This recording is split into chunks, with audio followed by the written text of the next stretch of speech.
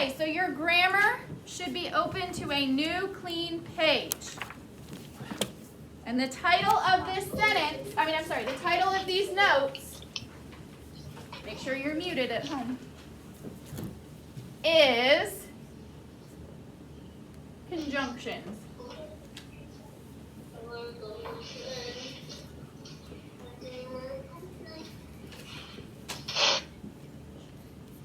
And then, of course, write today's date.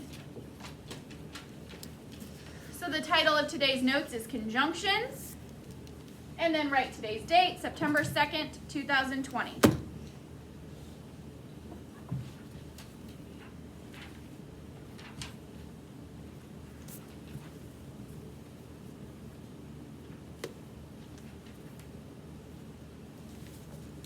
Okay, so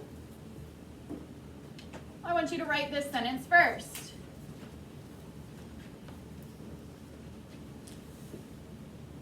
The independent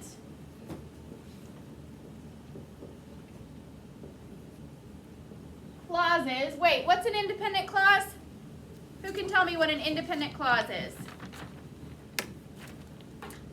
Zari? What is an independent clause?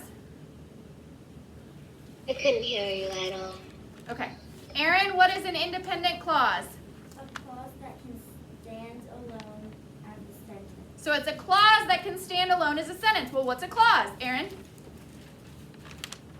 A group of words with a subject and a predicate. A group of words with a subject and a predicate. So that means we're talking about clauses, groups of words with a subject and a predicate that can stand alone. So the independent clauses in compound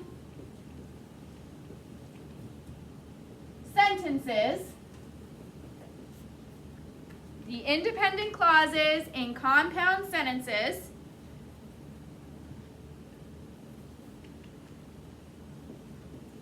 are usually,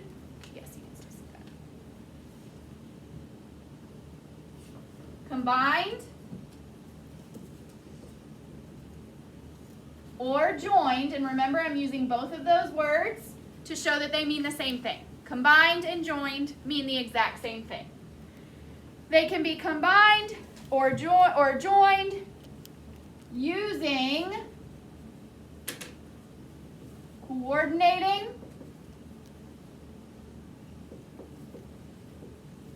conjunctions.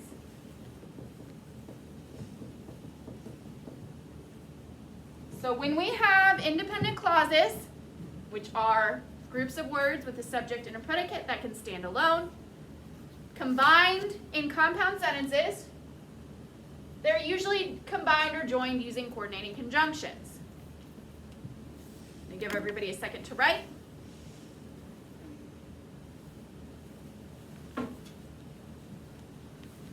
So when you're finished copying, Kingston, what I would do is if you make a little mistake, maybe come back and fix it after you finish writing the rest.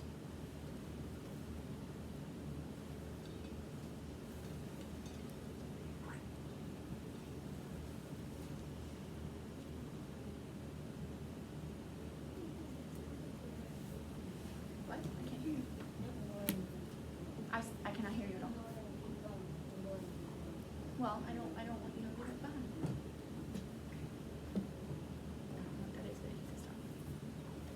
Okay, so they can be combined or joined using coordinating conjunctions. Remember the other day we learned that compound sentences are what? What are compound sentences? Victoria? There's a place you can look. I don't expect you to pull it out of your head. It's brand new information as of Monday.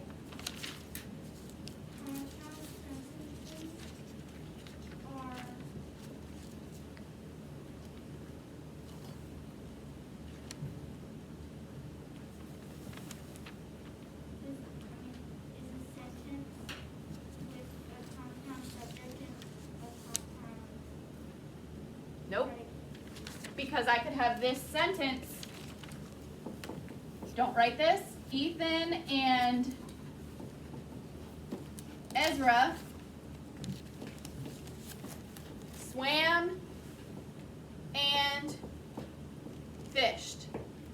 There's a compound subject and a compound predicate, but this is not a compound sentence. Remember I said you're looking at the wrong, you're not reading it fully, because when you saw that, the notes actually say just because a sentence has a compound subject and a compound predicate does not mean it's compound. A compound sentence is what? Aaron? A sentence with two or more independent A clauses. sentence with two or more independent clauses. That means a compound sentence has two or more parts that if we broke them apart, it could stand alone as a sentence. If I said Ethan and Ezra swam and fished, could I pull out Ethan and Ezra and it would be a complete sentence? Victoria? No.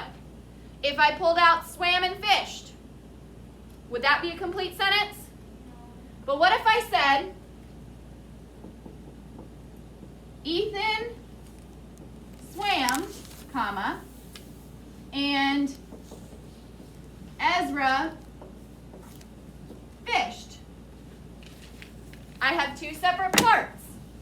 Ethan swam, Ezra fished, combined with a comma and the word and. If I broke this apart and I said Ethan swam, is that a complete sentence? Is it? Does it have a subject and a predicate? What's the subject? What's the predicate? So is that a complete sentence? Yeah. What about Ezra fished? Yeah. So this is a compound sentence, not Ethan and Ezra swam and fished. Do you see the difference?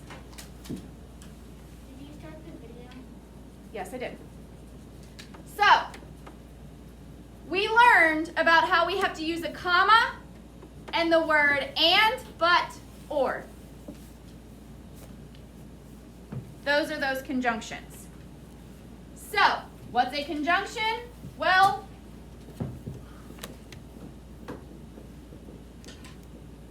a conjunction is, is a word used to combine clauses in a sentence.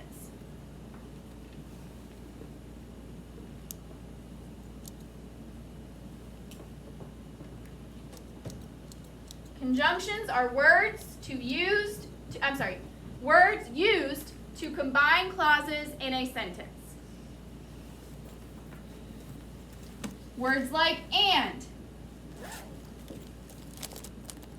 which is used to combine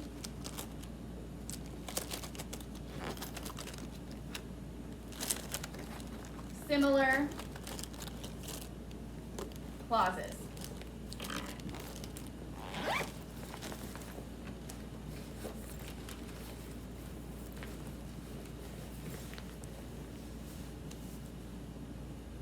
For example,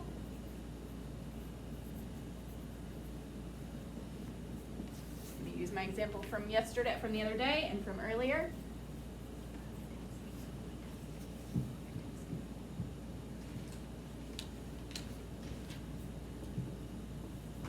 Ethan swam and Ezra fished. This time you are writing it. I'm using and because I'm saying what they both did. So do you see why I would use and to combine these similar clauses? They both did something.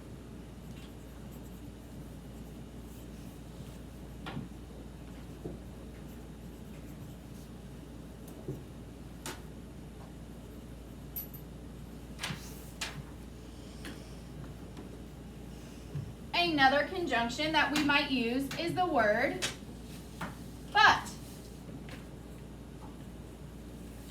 And this is used to show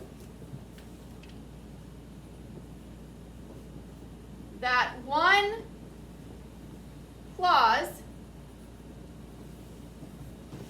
makes the other not work. So if you're using but, you're saying that one clause makes the other one not work.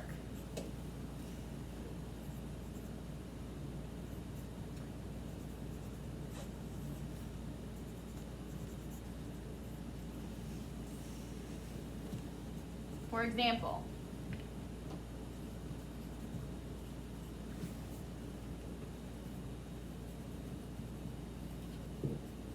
I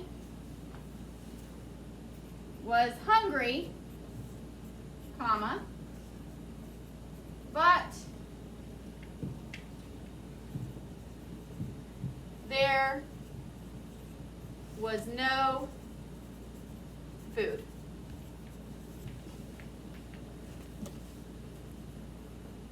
So but is showing that you can't do anything about being hungry because of our second clause, which is there's no food. So but is used to show that one clause makes the other one not work. You can't fix this clause, I was hungry, because the second clause, there was no food, makes it not work. You can't do anything about it. Okay, the last one we're going to talk about is or.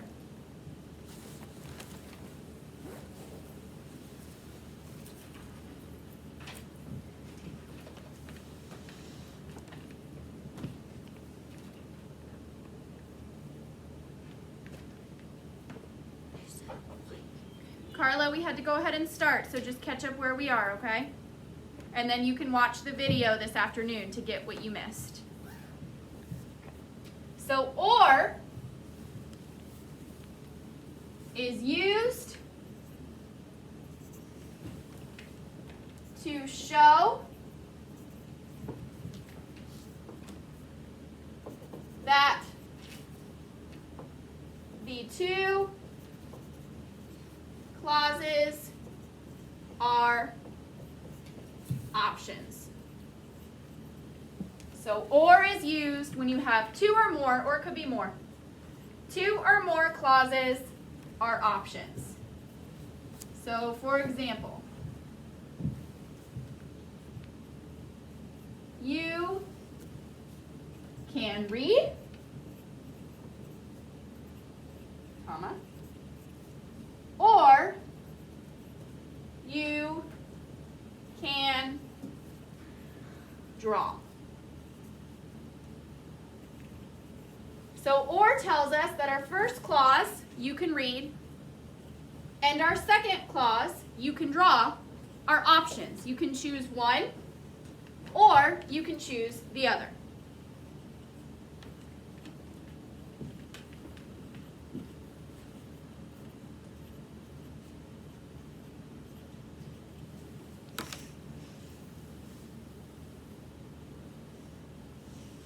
Now I'm going to have to erase this to add the next part of the note because I can't fit it here to where everyone can read.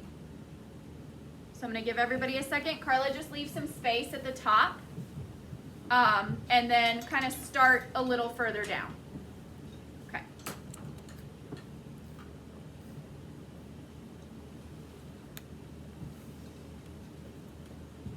Okay. Can I erase everything that's here right now? Or should I leave from but down? I'll leave from but down, and I'm going to leave this top part because it has to do with the whole thing.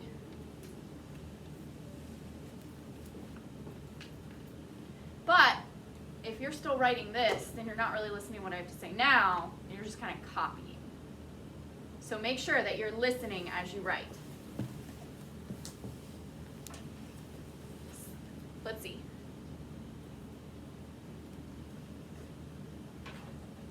A comma is used with a conjunction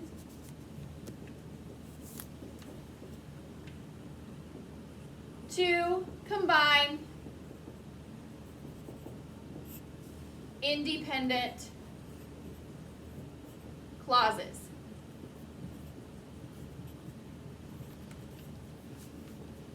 So a comma is used with a conjunction. You have to have both when you are combining independent clauses. Make sure you include independent clauses, not just clauses, because there are different kinds of clauses that you can combine without a comma. But if they are both independent clauses, you need a comma and a conjunction.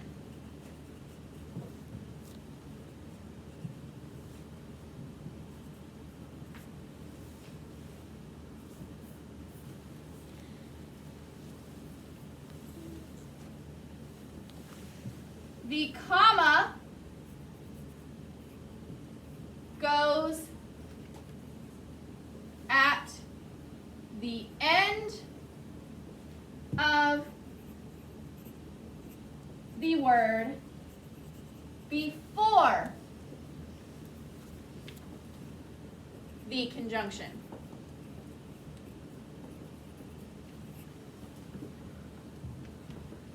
So the comma doesn't go right in front of the conjunction. It goes at the end of the word before the conjunction.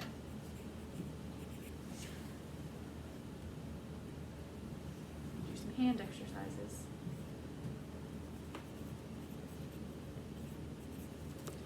For example, I'm going to use the examples from the sentences we already used so that I don't have to write a brand new sentence. In the sentence, Ethan swam and Ezra fished. We put the comma after swam. Then put our space and put and instead of putting swam, space, comma, and. So the comma doesn't go right here. It goes at the end of the word before. Another example is in the sentence, I was hungry, but there was no food. We put hungry, comma, space, but. Not hungry, space, comma, but. The comma went at the end of the word before. And then the last example in our sentence, you can read or you can draw. We had read, comma, space, or. Not read, space, comma, or.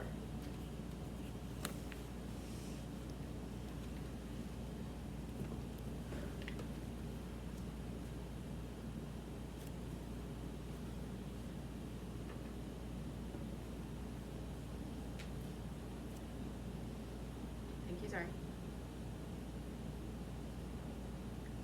I'm going to erase from here down so that I have some room because I have one more little note to write, which we've actually already written the other day, but we're going to write it again, not the whole thing, because today's guided and independent practice are all about noticing a certain difference.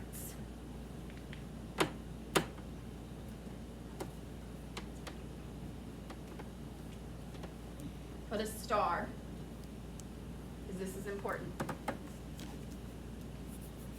Remember, and underline,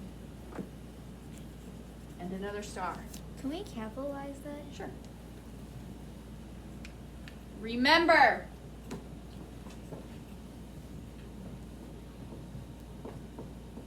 Compound subjects and predicates are different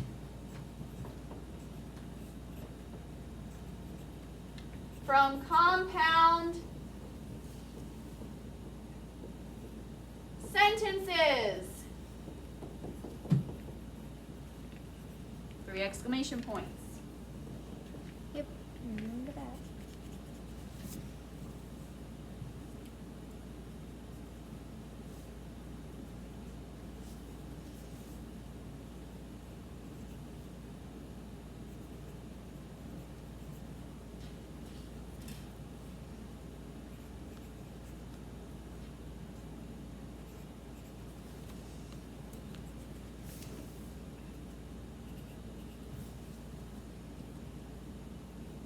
Do not use a comma before and when there are two subjects or two predicates. Do not use a comma before and when there are two subjects or two predicates.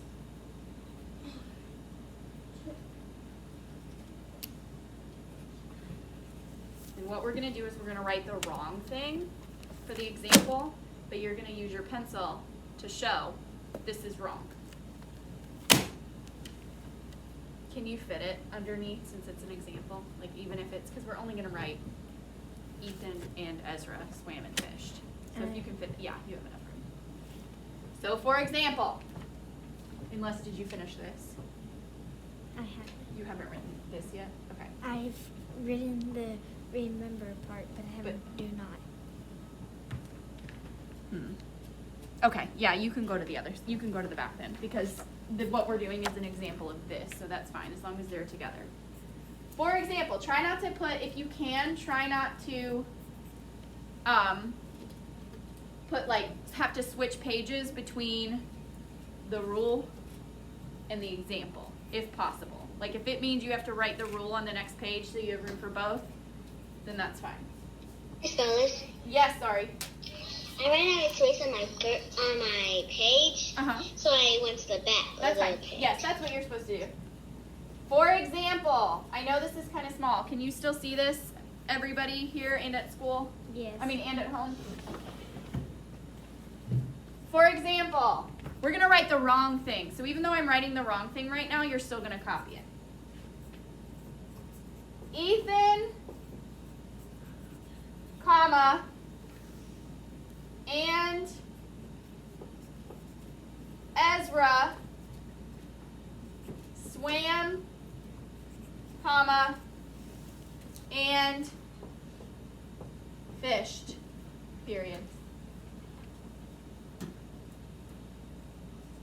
Why is that wrong? Why is that wrong? I'll give you a second to write. While you're writing, be thinking, why is that wrong? Ethan, comma, and Ezra swam, comma, and fished. Okay, Cullen, you can answer, but let's give everybody a second to write so they're listening.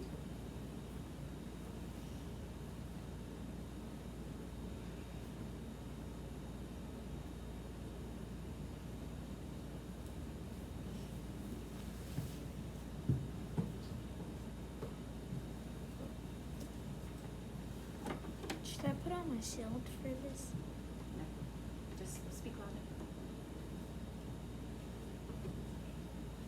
Cullen, why is that wrong? Because you do not put a comma and the word "and" between Ethan and Ezra. Why? Because Sorry. Are those clauses before and after? Is Ethan an independent clause? And is Ezra an independent clause? no. No. Do I put a comma when I'm separating two subjects or two predicates before the and, class? No. No. So what you're going to do with your pencil is put an X over each of those commas because you are not using a comma before the word and when there are two subjects or two predicates. Now, if there are three subjects or three predicates, then yes, you would use a comma to separate them. So if I said Ethan, Ezra, and their mom, I would say Ethan, comma, Ezra, comma, and their mom, And sister. swam, comma, fished, comma, and had a picnic. But if there are two subjects or two predicates, you do not use a comma before the word and. You only use a comma before a conjunction if there are more than two subjects or predicates, or if you're combining two or more independent clauses. So, Our independent and guided practice is going to be about this today. So right now, go ahead and get out your guided practice from Monday because we're going to finish that so that we can see, okay, this is when we do use a comma. And then we're going to do the guided practice for today, which is going to show us this is when you do not use a comma. So girls at home, this sheet, Smith, what's your question? Okay, so we're looking at page 13, the guided practice from the other day. We're going to finish numbers 5 and 6 because, like I said, today's independent practice will be all about figuring out when are you combining two independent clauses into a compound sentence, which means you have a comma and then a conjunction, or when do you just need to combine subjects or combine predicates to make compound subjects and compound predicates in a simple sentence. So the guided practice we did the other day, we are making compound sentences. So they look like this. Number 5, our first independent clause is I love Yellowstone Park. Our second independent clause is my brother prefers the beach. Are these sentences about the same person or thing or whatever? Cullen? No. No. Are these sentences about the same action? Class? No. No. Our first independent clause is about I, me. Our second independent clause is about my brother.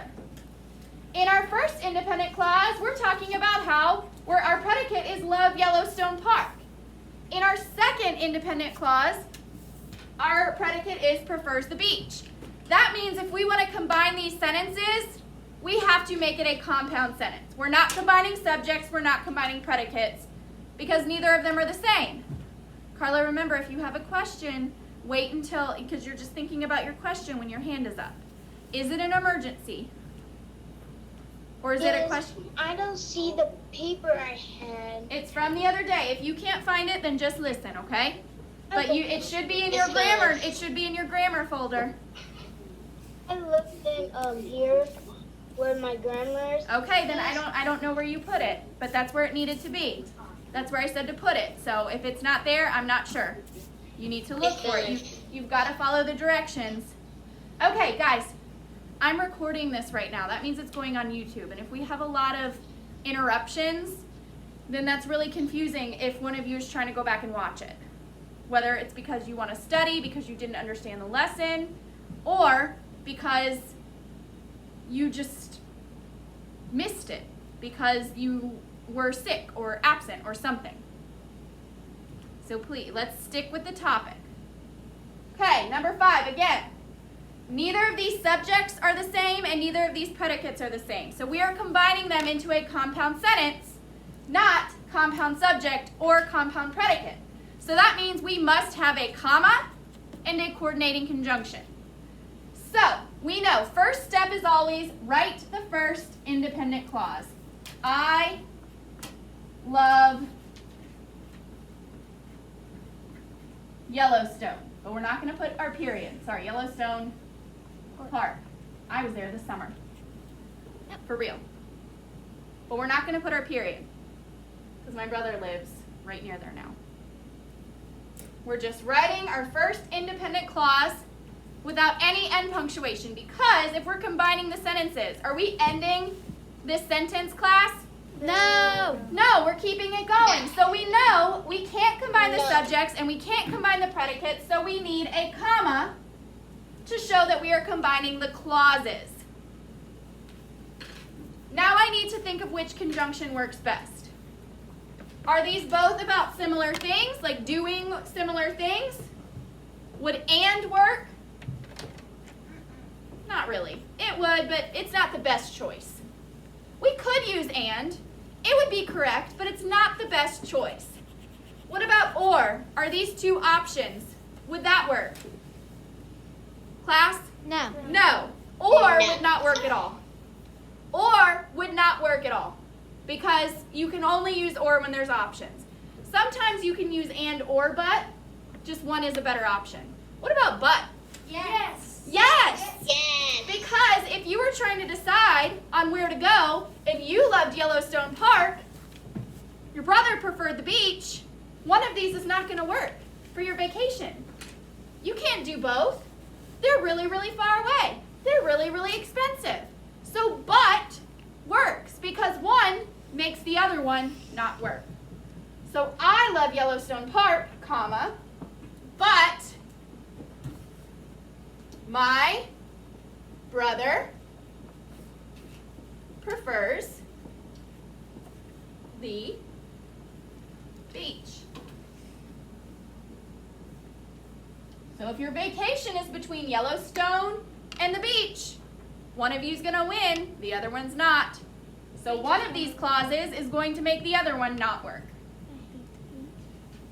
Good. So does everybody see? We have our two clauses. We have our first clause, I love Yellowstone Park, with our subject and our predicate. I is the subject. That's who the sentence is about. Love is the predicate. That's what's happening in the sentence. Then we have our second independent clause, my brother prefers the beach. My brother is the subject, who or what the sentence is about. Prefers is the predicate. That's what he's doing. That's what's happening.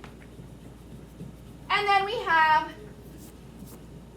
a comma and a conjunction combining the two sentences.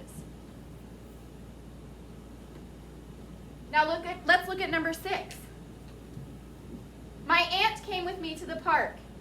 She said it was beautiful. Do we have the same subject in this sentence? Ethan? Think about it. My aunt came with me to the park. She said it was beautiful.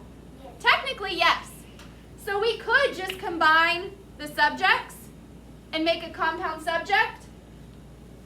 I'm sorry. Wait. And then, we could just combine the subjects into one and then have a compound predicate so that we would have my aunt came with me to the park and said it was beautiful. That would be a compound predicate, but instead we're going to practice one more time, taking two independent clauses and creating a compound sentence. So we're going to use the whole thing. So we're going to start by doing what? We're going to start by doing what? Zari?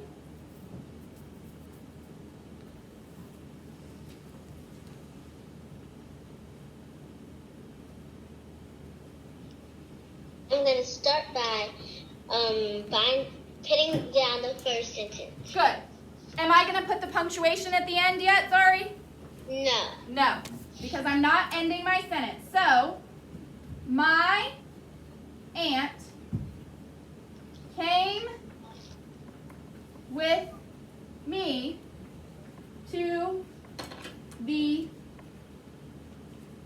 park. Now, we don't end with a period, Zari, because we don't want to end it. So what do I put to say, well, my topic is changing a little bit, but my sentence isn't ending? Comma. A comma. Now, we need to figure out the best option for a conjunction. Do I want to use and? Are both of these sentences kind of similar? Do we want to use or?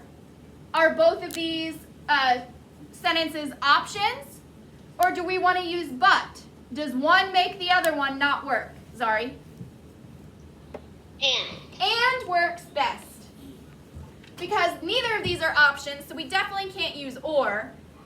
And you can definitely go to a park and think it's beautiful. You can do both things. So and is the best choice. You may be like, but those aren't similar. But you can do both things at the same time, can't you? Mm-hmm. You don't have to choose which one. And one does not make the other one not work. So you can do both. So we would use and. Zari, now I've written my conjunction. What do I do now? Now you write down the second sentence. Do I keep this capital S? No. Nope. You put it as a lowercase letter. There you go. And So then we write, she said it was beautiful. Yellowstone is beautiful. It really and truly is. So we have our two independent clauses. We have our first one, my aunt came with me to the park. My aunt is the subject. Came is the predicate. That's what's happening. She came. And then we have our second independent clause, do not forget end punctuation. She said it was beautiful. We have our subject, she. Our predicate, said, that's what she did, she said. And then we combine them using a comma and a conjunction. Okay, make sure you have all of that. Okay, so we're looking at the page that has number 14 at the bottom. Let's read each of these bullet points. Read the first one, please, Erin. A compound subject contains two or more simple subjects that have the same predicate. Good. And what's our example? My mother and my sister looked at the map. Good. So we have two people, my mother and my sister, doing the same thing. Looked at the map. So that's a compound subject. We learned about this last week. But we're going to take these two things that we learned last week and today, and we're going to figure out the difference. Okay, thank you, Erin. Read the second bullet point. Michaela. Louder. A compound predicate contains two or more simple predicates that have the same subject. So what's our example? The leaves fall and cover the ground. Good. So we have one thing. Oops. Sorry, messed up. We have one thing, the leaves. Now that's a group of things, but it's still only one subject.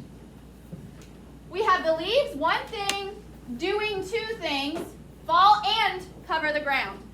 Notice, do we have a comma before those ands in either of those sentences, class? No. No! Because we're not combining independent clauses and we're not combining three or more subjects or predicates. What's the last bullet point? Also the last stick. Perfectly worked out. Cullen. You can join two sentences that have two subjects or two predicates with the word and or.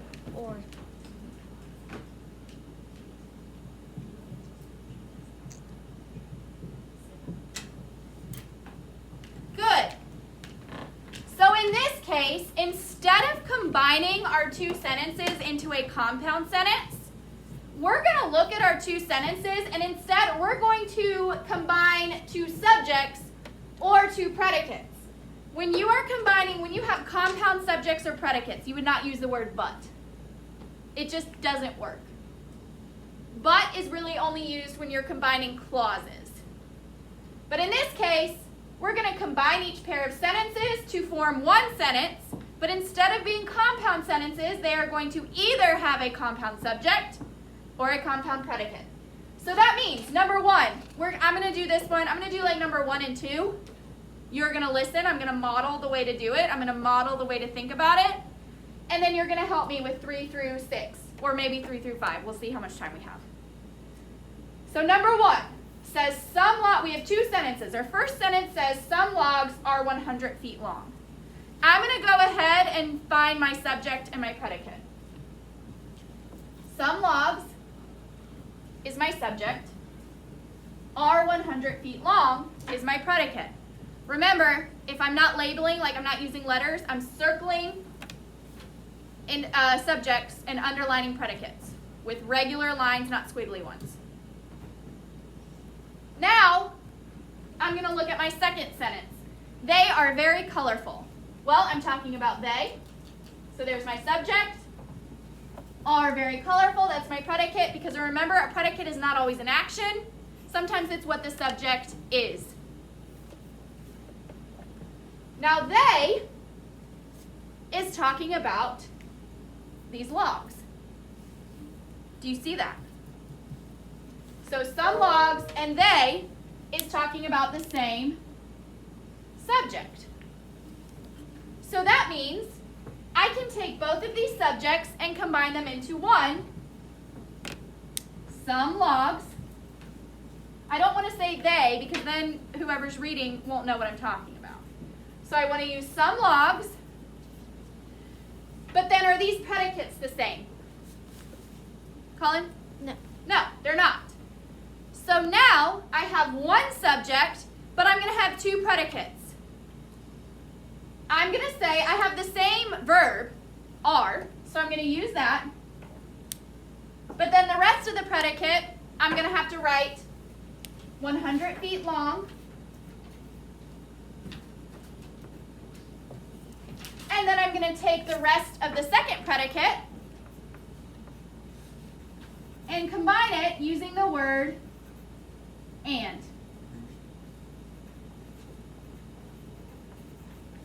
So now my new sentence is, some logs are 100 feet long and very colorful.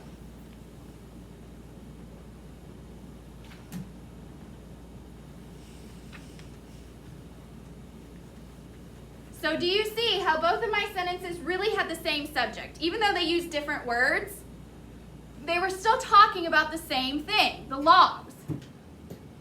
So I combine them by using one subject, some logs, and then I used both predicates with the word and. I'm sorry, I missed a word, I'm sorry. I am going to use the word are both times. I'm sorry. Sorry. I accidentally left it out. Yeah, I already did. I am going to use the word are both times because I want to use both full, complete predicates. I'm going to combine the subject. Some logs and they mean the same thing. So I'm going to say some logs, and then I'm going to put both predicates separated by and. Some logs are 100 feet long and are very colorful. I wouldn't use or because or is still used for options. Is a log either 100 feet long or very colorful, or can it be both? Class? It can be both. Some of them might be long, some of them might be colorful, but they're probably both. Yes, sorry, quickly. Somehow I got R in there without even, I did that before. That's okay because your brain naturally does think it's supposed to have an R in there. And it is. Good. So now let's look at number 2. Rainwater boils. That's our first sentence. Oops. Rainwater is the subject. That's what the sentence is about. Boils is the predicate. That's what's happening in the sentence. Yes, Carla? May I use the restroom? Okay, but we can't wait for you. You should have gone before you finish lunch. We can't wait for you. That means you're going to miss out. Then we look at our second sentence. We have it turns to steam. Well, it is the subject, who or what the sentence is about. Turns to steam is the predicate. Does it mean something different than rainwater? Does it mean something different than rainwater? Zadie? No. No. So that means both of these sentences have the same subject. Even though it's a different word, we're talking about the same thing. So we can combine the subjects of both of these sentences to be what? Do I want it to be it or do I want it to be rainwater? Do I want the subject to be it or rainwater? Smith?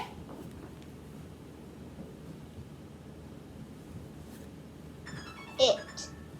Do I want it to be it? Remember, I want it to be clear because if I'm telling somebody, hey, it boils, will they necessarily know what I'm talking about? No. No.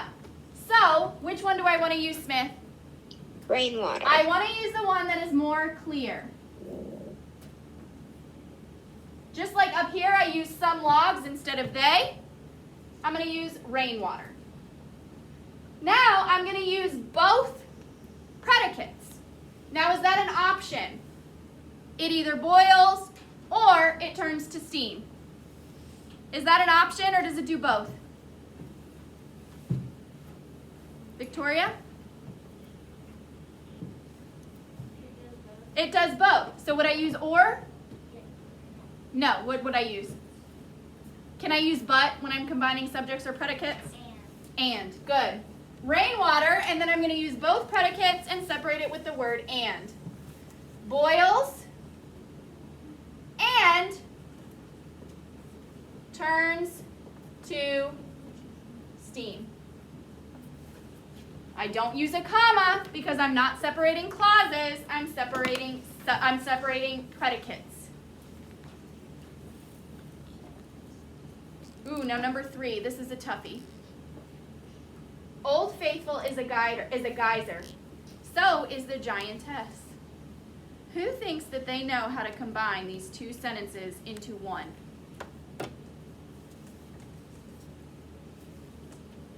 Victoria? Are we talking about one thing, one subject?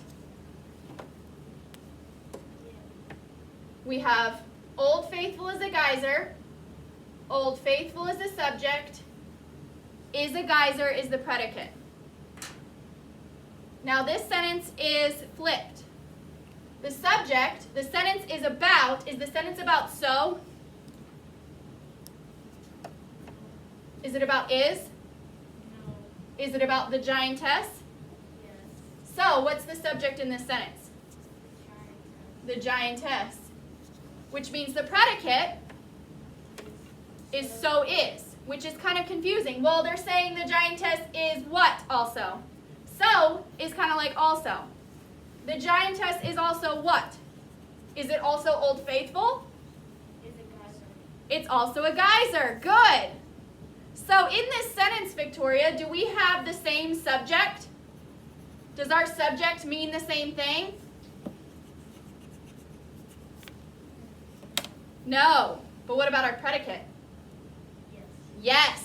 So in our sentences in 1 and 2, we had a compound predicate. But this time, is our predicate going to be different? Are we going to have 2 separate predicates if they both mean the same thing? No. What are we going to have? 2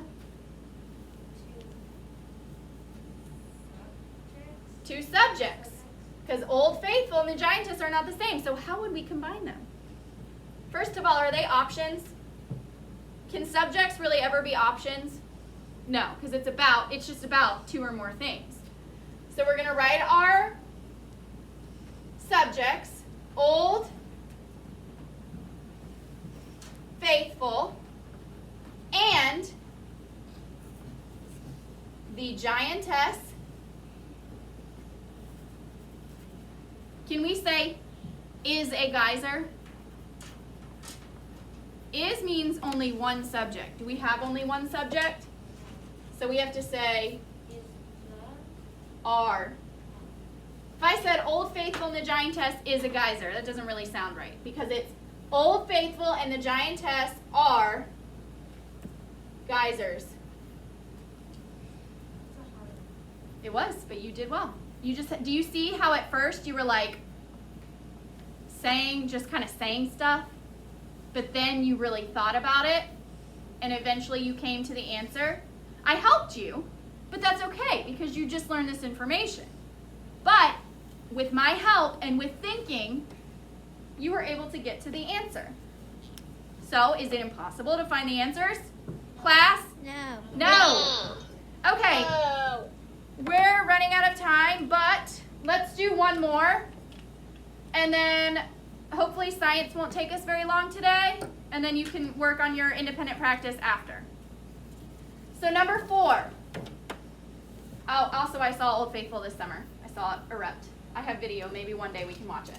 Number 4. Water shoots up in geysers. It bubbles in ponds. Let's do another one because that's another. Our subject is the same, right? What's our subject in both of these sentences? Even though we have different words, what are we talking about in both sentences? Carla. They both have geyser in the sentence. No, they don't.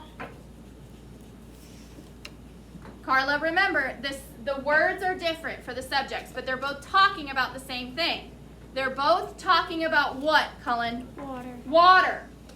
Water shoots up in a geyser. It bubbles in ponds. Well, it means water. So Carla, which one are we going to use as our subject? Are we going to use water or are we going to use it? Which one is more clear and specific? Water. Water. Now we're going to use both of those predicates because they don't mean the same thing. They're two different things. Are we going to use and because the water does both? Or are we going to use or because the water has to choose which one to do? They do both. Does it? If it's bubbling in a pond, is it shooting up in a geyser? No. No. So what is it? Choose one. We have to choose one. So when we want to choose one, what conjunction do we use? And or? We use or. Good. So water shoots up in geysers or bubbles in ponds. Don't forget end punctuation. Actually, we will do these last two. We won't do 7 or 8. But I think we do just need a little more practice. Now number 5. The Elks made a long journey. The Elks traveled 2,500 miles. Who wants to help me with this one? Other than Cullen, I think you already helped. Did you already help me with one? You didn't? I did. Who helped me? Put your hand up if you helped me with one so far.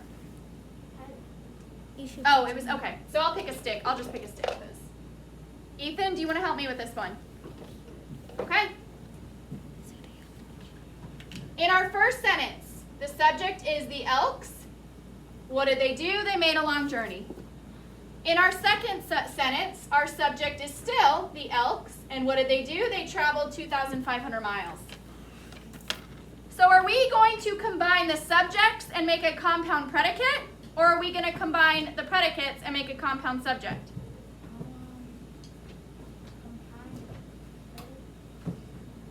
I can't hear you. We're going to combine the predicates because both subjects are what? Both subjects are what? What is the subject of both sentences? This time it's even easier, where we don't have to say, well, water, it means the same thing as water. In this case, it's even easier because our subject is literally word for word the same. So, the Elks will be our one subject. Now we're going to use both of these predicates. Do they mean the same thing? Do the Elks do both, or do they have to choose one or the other? Do they? Look at what the second sentence says. Do those mean the same thing? Yes. Yes. So would we use and or? And. If you can't choose between making a long journey and traveling 2,500 miles because they're both long. So it's both. The Elks made a long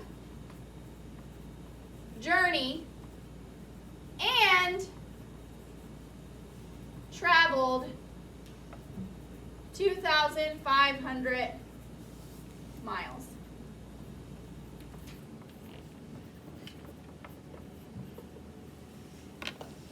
Okay, number 6. Elks live in the park. Oops, our subject is elks. Our predicate is live in the parks. In our second sentence, bears live in the park. Bears is our subject. Live in the park is our predicate. Smith, help me out. Do we need one subject and a compound predicate? Or do we need two subjects and a compound subject and one predicate? A compound subject and one predicate. Good, because we have elks and bears. Do those words mean the same thing? No. No, they're different. Even though it and water is different, we know we're talking about the same thing. Well, elks and bears are different, but they're not the same at all. So my subject is going to be what? Do I usually ever combine subjects with or? No. No. So what is my compound subject going to be? Elks and bears. Good. Elks and bears. And they both do what? Live in the park. Live. Oops.